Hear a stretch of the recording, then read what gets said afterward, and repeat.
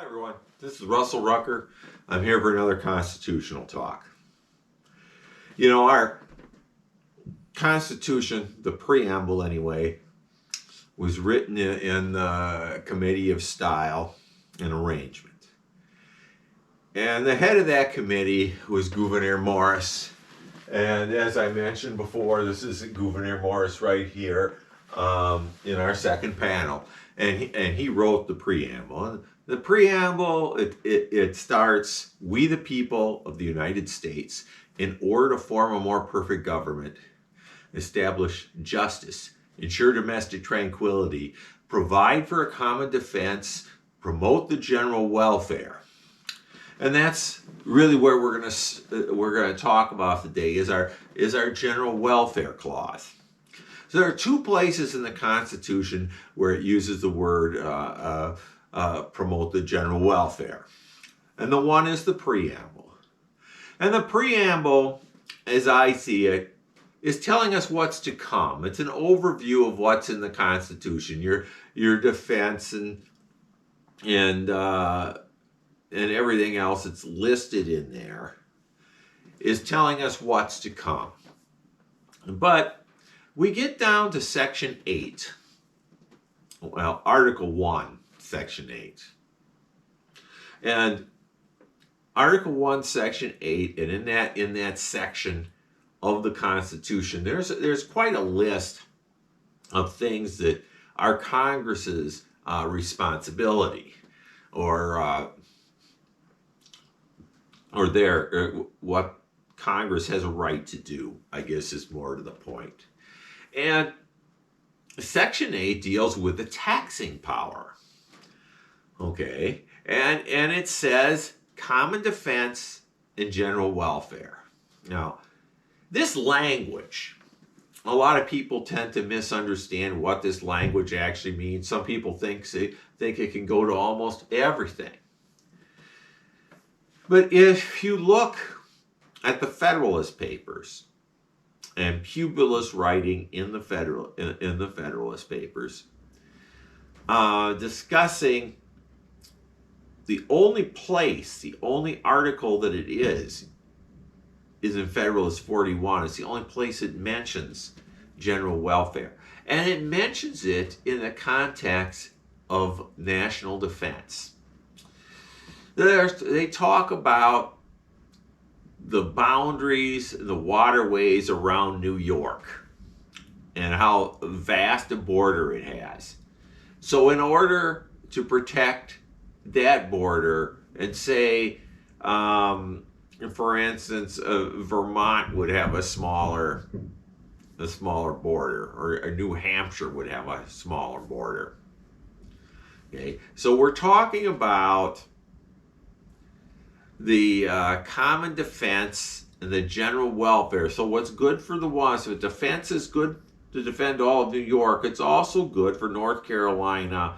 It's good for Virginia. It's good for everywhere else that doesn't have as long body of water that has to be defended. So it's a common defense and general welfare. Now this language, it comes straight out of the Articles of Confederation. And if you go to the Articles of Confederation and you go to Article 3 of the Articles of Confederation, it states, "The said states hereby severally enter into a firm league of friendship with each other for their common defense, the security of their liberties, and the mutual and general welfare, binding themselves to assist each other against all force offered or attacks made upon them or any of them on account of religion, sovereignty, trade, or any other pretense whatsoever." So this language, where it mentions the common defense and promote the general welfare, are taken right out of the Articles of Confederation. And I guess what I'm arguing at, because it doesn't mention anything else, that they're really talking about defense. as a general welfare item. And to say that general welfare can accumulate a lot of different things, and a lot of people would argue that the general welfare you can do this and this, and you could pretty much do anything you want under the general welfare clause. But if that were true, you wouldn't have the curbs against government.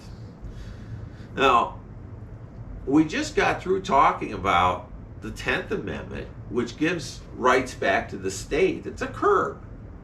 That's telling us that there are certain things the federal government cannot do. And when you look at Congress's duties and supporting an army, for instance, during time of peace, can only be done in 2-year increments, for instance. That's another curb. There are lots of limitations to what the federal government can do. So clearly, our founders in convention did not believe that general welfare could amount to anything. There are discussions of taking property for the common good.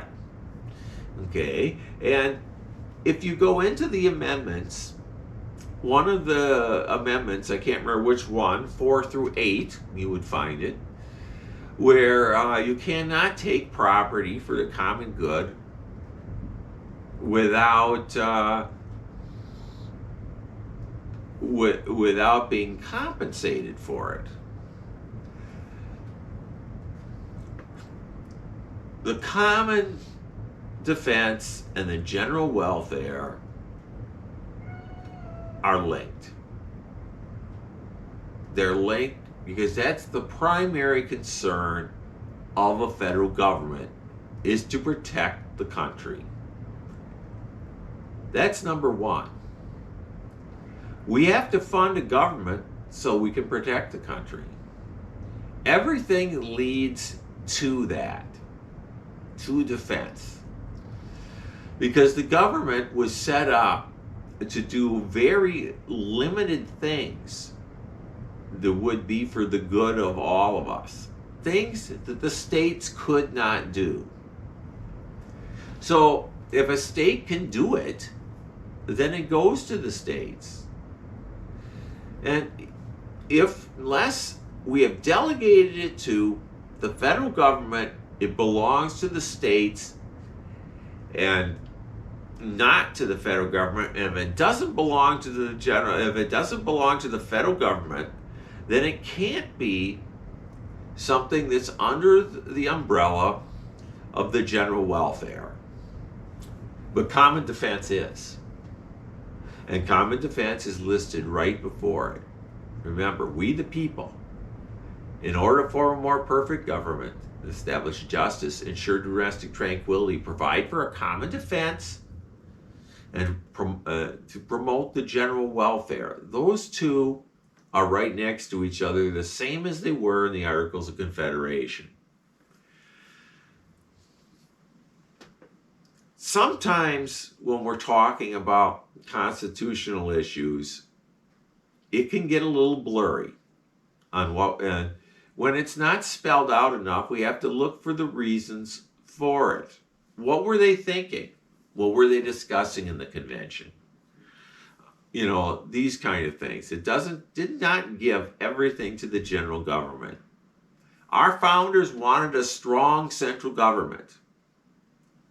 But strong and weak are relative terms to what we're talking about. And the Articles of Confederation was a very weak government.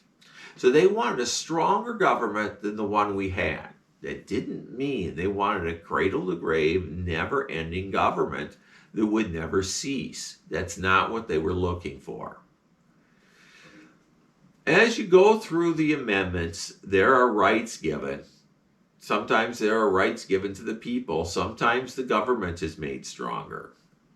There are things in the constitutional amendments that actually give a little more power to the federal government.